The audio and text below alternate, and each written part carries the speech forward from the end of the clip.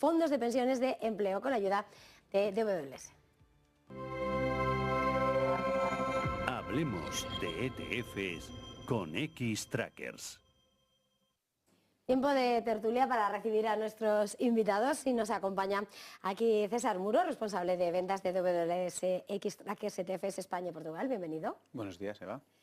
También nos acompaña Javier Gayol, responsable de soluciones institucionales en Santander Asset Management. Bienvenido. Buenos días, gracias, Eva. Al otro lado de la mesa contamos con Tony Hernández Corona, responsable de Asset Allocation Institucional en BBVA Asset Management. Bienvenido. Buenos días, gracias. Y José Cerón, responsable de Multi-Asset en Fonditel. Bienvenido. Buenos días, muchas gracias. Bueno, tenemos tres pilares en el sistema de pensiones, las pensiones públicas, los planes de empleo y los planes de pensiones individuales. Del primer pilar, el público, no hace falta decirlo, pero no es sostenible y tal y como está estructurado. Actualmente hay numerosos estudios que además lo corroboran, entre ellos el del Banco de España. El tercer pilar, los planes individuales, se han limitado drásticamente a un máximo de 1.500 euros al año y ahora nos queda el segundo pilar, que va a ser clave, esos planes de empleo de las empresas en el que gozan de unos límites más amplios de 8.500 euros adicionales a los 1.500 euros máximos de los planes individuales. Ante esta situación, llega la pregunta, ¿puede ser el momento de despegue de los fondos de empleo y qué esperáis de su evolución a futuro por parte de las empresas? Bueno, nosotros desde un poco más el lado externo, no de las gestoras que están aquí, sí que vemos que se han tomado buenas medidas, sobre todo para la parte del empleo, un poco para favorecerlo, sobre todo por la parte de los máximos, pero sí que es verdad que todavía no está despegando. O sea, el conjunto de los fondos de empleo, ya sean individuales o de empresas de empleo, no han crecido las entradas el año pasado. Sí que se han puesto a lo mejor un poco los mimbres, pero al final se necesitan más cosas para que las empresas se animen. No es solo subir el límite hasta los 8.500 euros, sino poder dar más facilidades, poder, a lo mejor desde un punto de vista más, un atractivo más fiscal o sobre todo desde el punto de vista de los costes sociales que tienen las empresas, como poder bajarlas y compensarlo con unas aportaciones a planes de empleo. Creemos que hay buenos mimbres, pero todavía estamos un poco en la fase incipiente para ver una mejor evolución y todavía no se está viendo un poco las cifras en los fondos de empleo, en general también incluso en los fondos de pensiones en España. Pues bueno, nosotros claramente apostamos por ese desarrollo y crecimiento de ese pilar social, del segundo pilar. Y por eso hay que estar preparados también. Lo vemos sobre todo a través de tres vehículos fundamentalmente, que es los planes simplificados de autónomos, los fondos de pymes y los fondos de empleo público. Lo que pasa es que efectivamente, como decía César, pues bueno, los partes se lanzaron el año pasado, los de empleo público pues se lanzarán este año, es decir, que es una cosa a futuro, ¿no? Y que tiene que coger tracción. Pero a la vez también, pues bueno, sí que vemos que hay que seguir o hay que hacer un ejercicio de formación y divulgación. Al final hay que intentar formar a las empresas y a los empleados. Al final creo que solo 3 de cada 4 empresas conoce bien los fondos de empleo. Entonces hay que hacer ahí una labor de divulgación y sobre todo pues insistir, ¿no?, en la importancia que tiene el planificar la jubilación de cara a futuro y sobre todo que se planifique y sea de una forma periódica, ¿no? Entonces eso hay que insistir mucho y continuar con ese ejercicio. ¿Tony? Sí, nosotros pensamos básicamente muy parecido, es decir, el cambio de reglamento el año pasado de impulso de los planes de empleo, con ese cambio de las bonificaciones que se daban entre el tercer pilar y el segundo pilar, creemos que sí que puede ser el impulso definitivo para que de aquí a futuro ya empecemos a funcionar con los planes de empleo que vayan cogiendo algo más de tracción y algo más de volumen, que se han quedado un poco rezagados respecto a lo anterior. Aquí lo que tendríamos que ver todavía, sí es cierto que todavía no se ha visto una entrada significativa, es decir, no ha habido un movimiento significativo, pero esperamos que, por ejemplo, con los desarrollos de los planes de empleo sectoriales, con las negociaciones colectivas que tienen que haber, que tienen que incluirse también ese desarrollo de los planes de empleo para los diferentes colectivos, el desarrollo de la entrada de los autónomos, que hasta ahora no podían entrar prácticamente en planes de empleo y ahora sí que tienen acceso a esos planes de empleo, que ya hemos visto algunas entradas de la última parte del año de autónomos que ya están entrando de manera gradual, pero ya van entrando, y sobre todo también ese desarrollo nuevo que ha habido de los planes de empleo público, que todavía estamos en marcha, estamos en plan de iniciando ese proceso de los próximos años para ir captando esos planes de empleo público, que BBVA estamos ahí en ellos, y por lo tanto creemos que sí, que a partir de ahora vamos a ver un mayor impulso de ese segundo pilar en detrimento sobre todo de ese tercer pilar, que ha perdido por una parte de las bonificaciones, que es cómo se mueve la gente cuando quiere hacer planes de ahorro de cara a futuro. José. Bueno, ya han tocado mis compañeros casi todas las partes. No puedo estar más de acuerdo. No creemos que los cambios legislativos van a impulsar este segmento, que todavía estamos en la fase incipiente. Y Javier ha tocado un punto muy importante, ¿no? Que es un poco labor de todas las gestoras, ¿no? De todos nosotros, esta tarea de formación y divulgación, ¿no? De cara a que las empresas y los trabajadores vean realmente los beneficios que tienen, ¿no? Los beneficios directos están claros, beneficios fiscales, ¿no? Que, como bien ha dicho Tony, pues mucha gente, muchas empresas se pueden mover por este incentivo fiscal, pero también hay que explicarles que esto es un ahorro previsional de largo plazo, ¿no? Con lo cual, esta labor de formación y de divulgación es muy importante que la hagamos entre todos para que el ecosistema crezca, ¿no? Porque si no, al final, simplemente con una ley no haces que la gente y las empresas vayan hacia ese camino, ¿no? Sino tienen que estar realmente convencidas, ¿no? Si miramos a los datos del Banco de España, el porcentaje de los activos financieros de los hogares en fondos de pensiones es del 4,4% al cierre de 2022. Si se incluyen otros activos de ahorro previsional, como seguros, el porcentaje se incrementa algo más, al 12%. Sin embargo, cuando miramos al resto de Europa, la comparativa, estamos a la cola, muy por debajo de la media, que es del 28%. Está claro que no se ha fomentado, incentivado o desarrollado el ahorro, ese ahorro de previsional en España en comparación con nuestros homólogos europeos. Ante esta fotografía, esta realidad que arrojan los datos, os quería hacer un par de preguntas. ¿Creéis que a España le ha penalizado en excesivo tener un tejido empresarial basado en pymes de menor tamaño, en el que el autónomo es más relevante? ¿Y podemos esperar que la nueva regulación con los nuevos planes de empleo simplificados para autónomos ayude a mejorar esas cifras, esas pobres cifras que tenemos en la actualidad? No sé cómo lo veis. Desde BBVA, si quieres. Desde Santander. Sí. No, o sea, yo creo que más allá de la composición o de las diferencias estructurales del tejido empresarial de los distintos países, hay una diferencia fundamental, que es que, por ejemplo, en otros países europeos, pues desde hace años hay una adscripción obligatoria, y que además las tasas de sustitución, es decir, la pensión pública que te quedaría en otros países es mucho más inferior que en España. Entonces, ¿eso qué ha hecho? Pues que se promueva en ese aspecto mucha más, más contribución por otros pilares, ¿no? En otros países, más allá de que haya más componente de pymes aquí. Y luego, respecto al plan de empleos simplificados, pues bueno, lo decíamos antes, que yo creo que es una vía muy... va a ser una vía clave para crecer en ese segmento. Al final los autónomos, como decíamos, pues no han tenido la ocasión, solo han ido en la parte de individuales, y ahora tienen un claro beneficio fiscal, que es, aparte de los 1.500 euros que puedas hacer en el plan individual, tienes 4.250 adicionales que puedes hacer por la parte del empleo público, ¿no? Público, del simplificado autónomo. Entonces eso pues es un gran incentivo a que se suscriban esos planes y crezcan. Así que creo que es una gran vía de crecimiento por ahí. La verdad es que la gran, por así decirlo, la gran posible sorpresa a futuro es verdad que estas pequeñas empresas estaban a lo mejor un poquito, no tenían una solución, y es que acabamos de empezar. Esto hay que darle tiempo y probablemente venga gran parte del crecimiento de allí.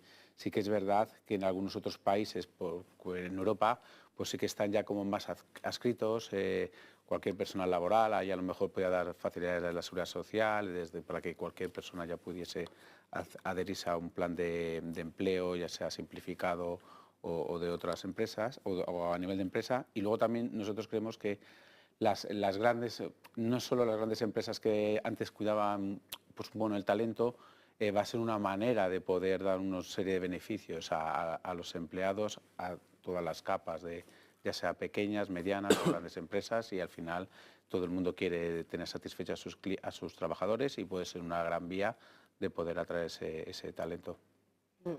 La visión desde BBVA. Sí, pasamos prácticamente muy parecidos. Es decir, quizás aquí en España hemos tenido una visión un poco particular, ¿no?, del ahorro y de las pensiones de cara a futuro. Siempre hemos pensado de que tenemos ahí el Estado que nos iba a garantizar una pensión de cara a futuro, y el ahorro no se pensaba tanto como un ahorro de cara a futuro, sino simplemente como una manera de aprovechar esas deducciones fiscales que teníamos cada año para poder rebajar un poco la factura que teníamos que pagar en junio.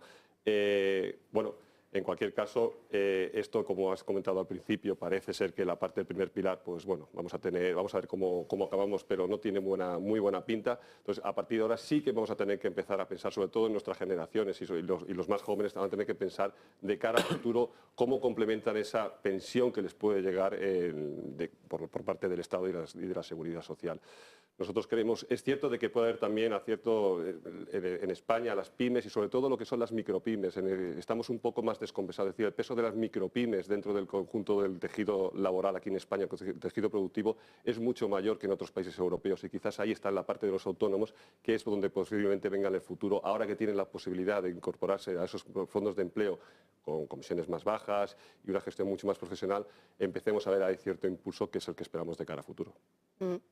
Desde Fonditel. No puedo estar más de acuerdo con Toni. Al final, aparte de la estructura empresarial que ha afectado mucho, ¿no?, y se ve en el porcentaje, como has comentado, también en el tamaño de los fondos, ¿no? El tamaño medio de los fondos que tenemos en España es mucho menor que nuestros homólogos europeos, ¿no? Eso también a la hora de gestionar, ¿no?, pues te complica porque son fondos más pequeños, ¿no? Y el hecho de poder agrupar, ¿no?, a grandes confederaciones, ¿no? Por ejemplo, nosotros desde Fonditel tenemos un acuerdo con CEAGE para lanzar uno de los primeros planes de empleo simplificado para autónomos, ¿no? Entonces, esta agrupación también, ¿no?, de muchos pequeños inversores, de estas micropymes, también hace más eficiente el producto, ¿no?, que ahora era difícil de acceder, ¿no? Entonces, nosotros estamos muy ilusionados con esta nueva etapa y creemos que es cierto, y lo hemos comentado ya aquí, que va poco a poco. A todos nos gustaría que fuera mucho más rápido, pero creo que estamos en el buen camino para que esta industria pues se desarrolle y mucha más gente tenga acceso, no solo los empleados que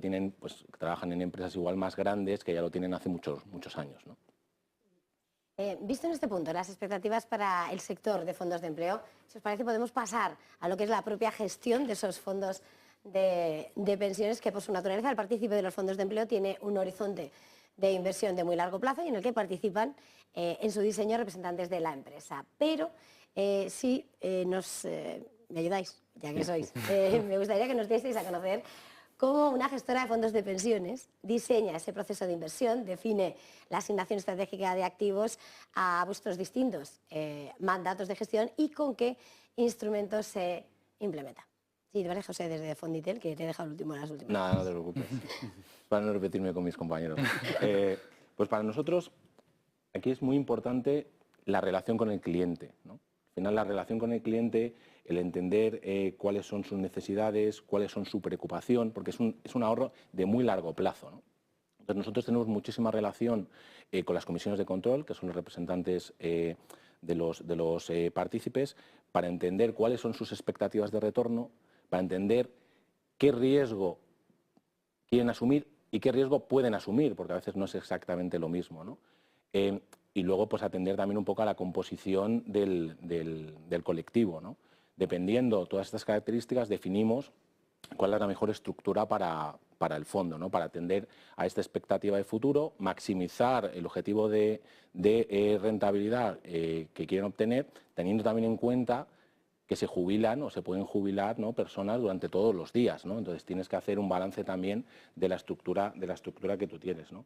Y respecto a los instrumentos, nosotros intentamos utilizar el instrumento más eficiente en cada momento, ¿no? No tenemos una predilección por un instrumento en general, sino dependiendo del mandato, dependiendo del producto, pues utilizamos unos instrumentos o otros, ¿no? Pues utilizamos ETFs mucho, utilizamos fondos, utilizamos futuros, opciones, ¿no? Entonces, todo el rango de instrumentos, ¿no? Pero es muy importante en este tipo de productos, en todos, ¿no? Pero sobre todo en este tipo de producto que es tan de largo plazo, el definir bien la estrategia del principio, ¿no?, con los clientes, ¿no? Y esa estrategia es una referencia, no es una guía aspiracional hacia donde quieres llegar, ¿no? Luego lo tienes que conjugar con el corto plazo, ¿no? Porque al final el corto plazo lo que te da es que vayan surgiendo oportunidades donde tú vas rebalanceando la cartera, ¿no?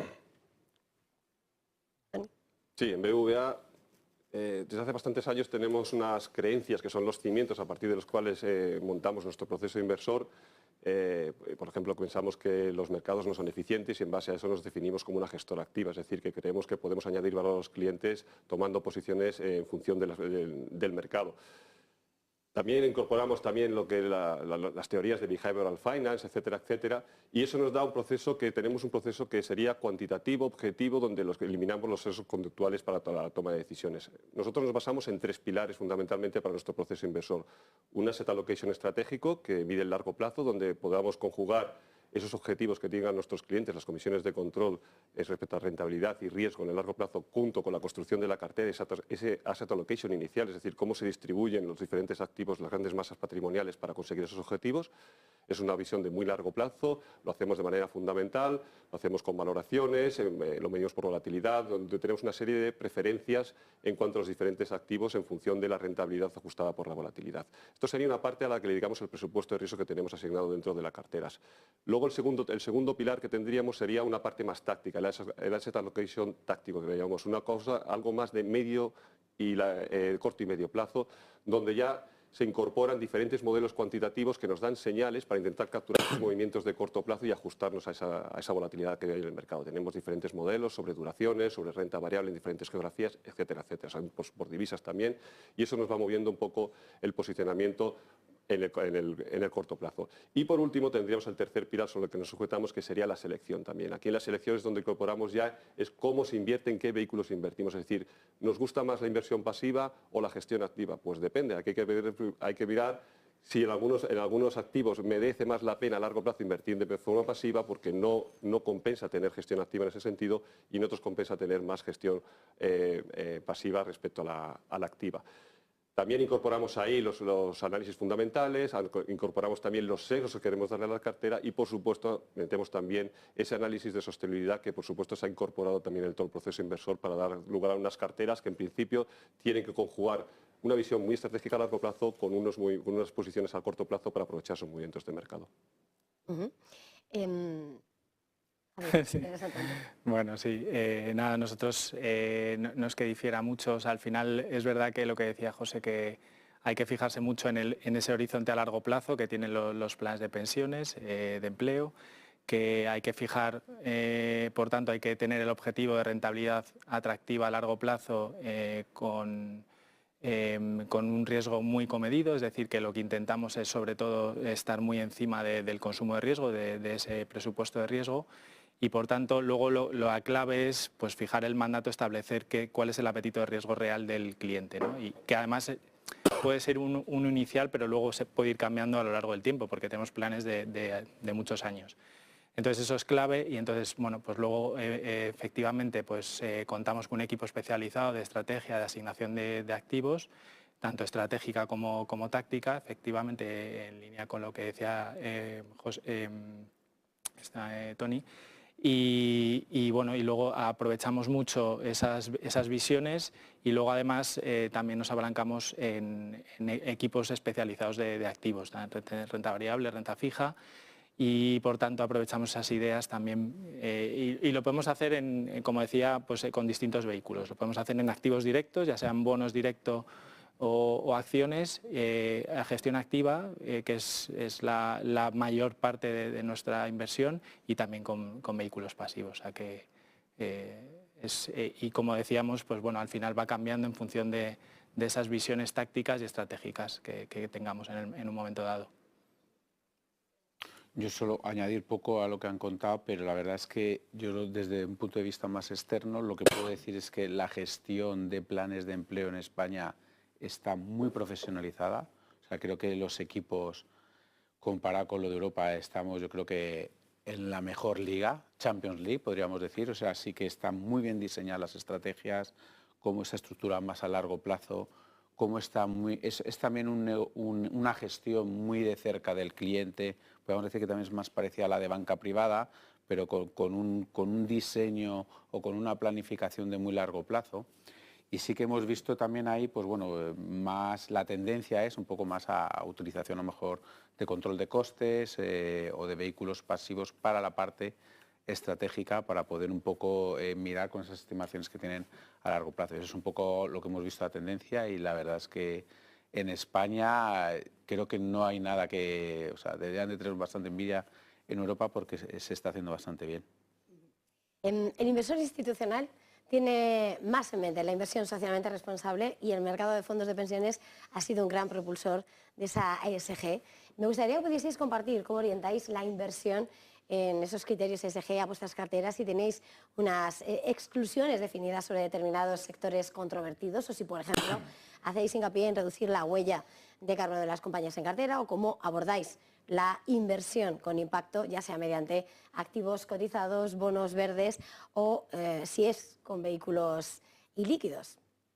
Tony, desde BBVA. Sí, bueno, para nosotros la sostenibilidad es ya una creencia. El banco es muy sostenible, tenemos, yo creo que uno de los mayores estándares en cuanto a sostenibilidad, somos uno de los principales financiadores en temas sostenibles, y la gestora no puede quitarse de ese lado, y por supuesto estamos impulsando toda la sostenibilidad en nuestros fondos de empleo junto con nuestros clientes en las comisiones de control. Hemos hecho mucho en los últimos años, tenemos unos pilares: integraciones, exclusiones, derecho de voto, políticas de impacto. Pero más allá de eso, ya hemos bajado ya al nivel, ya que estamos hablando con las comisiones de control, ya mostrándole los resultados del impulso que le hemos dado en los últimos 5 o 6 años en temas de sostenibilidad. Es decir, ha aumentado mucho el peso de la parte sostenible dentro de carteras. Hemos aumentado también por diferentes activos. En la parte que se puede hacer, en principio, que no crea fricción en términos de rentabilidad financiera, porque todavía hay algunos activos en la que la sostenibilidad le va a costar un poquito más. Por ejemplo, si quisiésemos invertir en bonos sostenibles de gobierno americano, no podemos, porque es que no hay. Por lo tanto, en esa parte no se puede hacer. Sí que podemos hacerlo en algunos activos que sí que están mucho más desarrollados, como por ejemplo la renta variable. Y en BBVA lo que hemos propuesto a los clientes, que lo estamos implementando ya, es cambiar todos los índices de renta variable que teníamos actualmente, los tradicionales índices de renta variable, por índices de transición climática, índices que lo que buscan es reducir la huella de carbono. Como somos firmantes del Net Zero, tenemos que ir con estas propuestas a los clientes, porque además estamos convencidos de que es el camino a seguir. Esto, por supuesto, no para solo en la renta variable, la renta fija, donde se puede hacer un cierto trabajo significativo, como por ejemplo bonos corporativos europeos. Ahí también hemos incidido, tenemos un peso significativamente superior a lo que sería la media del mercado, y en otros activos, por supuesto, ahí estamos esperando a ver si se tranquilizan las cosas y no crea esa fricción de rentabilidad en el corto plazo. En la parte de mercados privados, ahí también hemos hecho alguna incursión con temas de inversiones socialmente responsables, de transiciones climáticas, transición energética, etcétera, etcétera. Es decir, le hemos dado un impulso importante, pero para nosotros lo importante es que no nos quedamos aquí, sino que queda mucho todavía por hacer. José, desde Fonditel. Mira, nosotros desde Fonditel también, como parte del grupo Telefónica, ¿no? Pues tenemos un poco la misma creencia que creo que tenemos todos los que compartimos la mesa, ¿no? Que la sostenibilidad no solo es un logo, no solo es un lema, sino es una creencia de medio y largo plazo, ¿no? Dicho esto, yo quiero tocar un punto que ha comentado Tony, que es el tema del sentido económico, ¿no? Al final nosotros intentamos aunar inversiones en la parte de sostenibilidad que tengan un sentido económico de medio a largo plazo, ¿no? Y que cumplan criterios de sostenibilidad, ¿no? Desde Fonditel nos fijamos mucho y tenemos predefinidos unos objetivos de desarrollo sostenible de Naciones Unidas que seguimos, ¿no? Pues el cambio climático, que yo creo que la mayoría lo tenemos, el trabajo decente, la educación, ¿no? Entonces, en base a estos ODS, montamos algunas carteras específicas, ¿no? Dentro de los fondos principales, ¿no?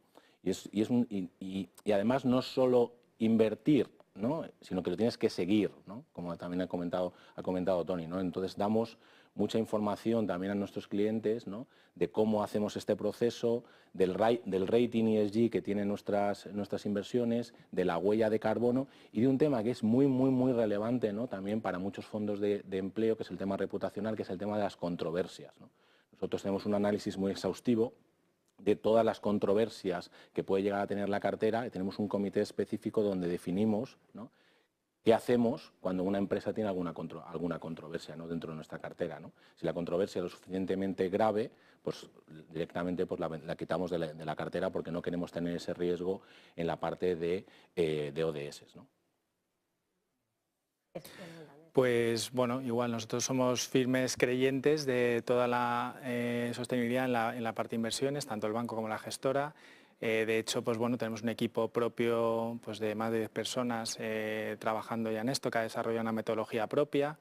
Y que por tanto el hecho de considerar o de analizar y evaluar esos riesgos derivados de la sostenibilidad pues están incluidos ya en el proceso de inversión de la gestora. Entonces, bueno, pues ya no es justo, ya no nos quedamos solo en exclusiones de ciertos sectores como combustibles fósiles, armamento y demás, sino que vamos más allá. Y lógicamente pues ya no solo se mira que contribuyas a uno o dos objetivos sostenibles, sino que no dañes ningún otro, que además el tema de la gobernanza está muy presente también y se desechan muchas compañías por ese tema y como decía también Tony, pues bueno, estás ya metido en temas de derechos de voto, de ya colaborar con las compañías directamente para que también se impulse, digamos, esos temas, ¿no? que nos parecen importantes y, por tanto, fomentamos. Bueno, nosotros en la gestora de WS la verdad es que igual somos también firmantes del acuerdo de Net Zero y hemos visto una tendencia de todos los inversores, sobre todo el gestor institucional, hacia una reducción de la huella de carbono. Todo se empezó con parámetros un poco más básicos de lo que llaman la inversión sostenible o ESG, medio ambiente, sociales y gobernanzas. Y la verdad es que lo que nosotros luego hemos incorporado ya hace 4 años, desde la parte de gestión pasiva, se ha integrado con todo lo que son los activos de gestión activa, es lo que llaman el proxy voting, o sea, aunque sí que podamos ser gestores pasivos, sí que votamos por las compañías, incluso el acierto, todavía no tenemos el informe 2023, pero a cierre de 2022 hicimos incluso un engagement con más de 700 compañías, o sea, no es solo votar, sino, oye, proponer qué mejoras hay que hacer desde la parte de sostenibilidad, o sea, lo que queremos es dar todo un abanico amplio. Y luego, ¿qué soluciones podemos dar? Aquí lo del ESG te puedes encontrar con diferentes objetivos o aspiraciones de los inversores. Hay gente que quiere hacerlo con una integración mucho más agresiva, otros que lo quieren ir más despacio, entonces ahí pues bueno, desde la parte de Xtracker queremos dar un abanico de soluciones que puedan pues bueno, encajar con las necesidades de los inversores. No nos queda mucho tiempo, pero voy a lanzar una pregunta más, porque para 2003 tuvimos la recesión económica más anunciada con antelación, pero finalmente no se dio, 2023. Y los mercados tuvieron rentabilidades a doble dígito. ¿Cuál es vuestro escenario macroeconómico? Mirando a 2024, ¿esperáis ese soft landing, ese aterrizaje suave, o no se puede descartar el fuerte? ¿Veis algunos riesgos latentes a tener en cuenta para 2024, para este año ya? César, desde WS. Súper rápido. No vemos más soft landing que hard landing, la verdad. Incluso lo único que podemos decir es que el mercado es demasiado optimista con las bajadas de tipos y creemos que no van a ser tantas, serán más de un 0,75 en lugar de un 1,25 que puedan estar descontando en Europa y Estados Unidos. Y sí que, pues la verdad es que la gran duda es la inflación va a bajar más rápido o no de lo que está esperando el mercado. Nosotros lo vemos más que hasta que no lleguemos ya más a junio o la segunda parte del año no veremos una gran ralentización para estar más tranquilos los bancos centrales. Y este escenario es proclive, por así decirlo, o beneficioso un poco activos de riesgo, ya sea renta variable, incluso poder tener renta fija más de la parte de empresas. Tony, desde BBVA. Sí, para nosotros el escenario no ha cambiado sustancialmente desde el año pasado. Esperábamos un soft landing de la economía, es decir, que no hubiese un roto, aunque sí es cierto de que ha sido la recesión que no se ha dado más prevista de toda la historia. Ha sido increíble. Yo creo que la fortaleza del mercado americano, la economía americana, con esa deuda que ha ido metiendo mucho dinero en la economía, ha generado pues una especie de colchón. Y para este año nuestro escenario central sigue siendo ese, un soft landing, es decir, que las inflaciones vayan bajando poco a poco, le va a costar mucho. Esta última milla, esta bajada de inflación, este último trozo, ese último tramo hasta llegar hasta este 2% de objetivo le va a costar. Las bajadas de tipos de interés, coincido también de que el mercado era demasiado optimista, sobre todo en la parte final del año pasado, esperando muchas bajadas y sobre todo muy tempranas en el tiempo, es decir, van a retrasarse en principio y no van a ser quizás tantas, y el mercado ya ha empezado ya estas últimas semanas a descontar ese escenario. Pero sí que es cierto de que aquí, más allá de tener un escenario central que en principio es muy bonito, es decir, este escenario de soft landing, de que la inflación vaya bajando y que los tipos, en principio, deberían ir bajando también los tipos de los bancos centrales en la segunda parte del año principalmente, es un escenario muy bueno tanto para activos de renta fija como para activos de renta variable, no es malo. Pero desde nuestra posición lo que tenemos que hacer siempre es valorar escenarios alternativos. ¿Qué puede pasar? Es decir, ese escenario de ¿y si viene una recesión muy dura porque se empiezan a acumular datos macros como una gota, uno encima del otro, y al final llegamos sin nada que lo desencadene, se desencadena una recesión muy fuerte? Puede ser que pase eso. Y si no pasa eso y encima la recesión, en un año electoral como está en Estados Unidos sigue metiendo más deuda y la economía crece otra vez y nos sorprende al alza, hay que valorar esos escenarios alternativos, asignarles probabilidades y prepararse sobre todo para ellos, porque yo creo que esa es la parte inesperada. Esos escenarios alternativos son realmente los que te pueden definir el devenir del año. Javier, desde Santander. Sí, bueno, nosotros efectivamente viendo los datos más recientes, pues creemos que sí que habrá ese aterrizaje suave. Creemos que ha reducido las probabilidades de una recesión y que, por tanto, pues esto unido con la inflación, confirmando esa tendencia a la baja, y que creemos que sí que puede llegar a niveles próximos a los que tienen establecidos los bancos centrales como objetivo a finales de este año, pues eso te deja un escenario, o te incrementa la probabilidad de un escenario más favorable, parecido a uno de mitad de ciclo, que es más favorable para los activos de riesgo. Y bueno, nosotros, por ejemplo, estamos ahí más favorables en activos de riesgo, sobre todo en renta variable ahora mismo. Y lo que sí que vemos, dado que recesión vemos menos riesgo, sí que vemos más riesgo en geopolítica. Ya no sea por los conflictos armados y bélicos, sino por más del 50% de los países este año van a elecciones. Eso pues te deja un riesgo ahí de políticas futuras internacionales bueno, pues que están ahí, que hay que monitorizar, y que por tanto pues hay que tener ese grado de diversificación en las carteras para gestionar esos posibles riesgos que puedan surgir. José, desde Fondite. A ver si puedo añadir algo nuevo. Así intentado descansar. Estoy de broma. En la parte de previsión nosotros esperamos también una desaceleración suave, que de hecho ya se está dando en algunos países, ¿no? Ya tenemos a Alemania, tenemos a China ahí, ¿no? Por añadir algo nuevo que no han hablado mis compañeros, para nosotros es clave la evolución del consumo, ¿no?